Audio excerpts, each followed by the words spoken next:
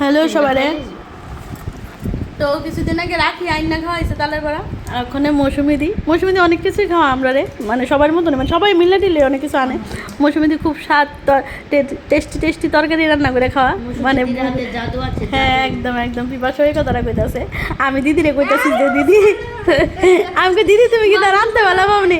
দিদি কইতাছে হ্যাঁ আমি এটা বিশ্বাস করি, মানে যারা রাঁধতে ভালো মানে ভালো পায় বেশি, তারা মানে হাতের সব কিছু স্বাদও বেশি। যেমন আমার শাশুড়িও রাঁধতে ভালো পায়, আর সব কিছু তরকারি টেস্ট হয়। তো এলাকা আমি কথাটা এই মানে আমার শাশুড়ি দিয়ে বুঝতে এই এক্সপিরিয়েন্স।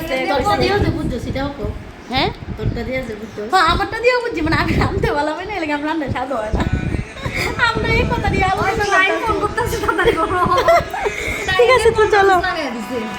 তো চলো আমার ক্লায়েন্ট ফোন করছে, কথা কইতে হইব।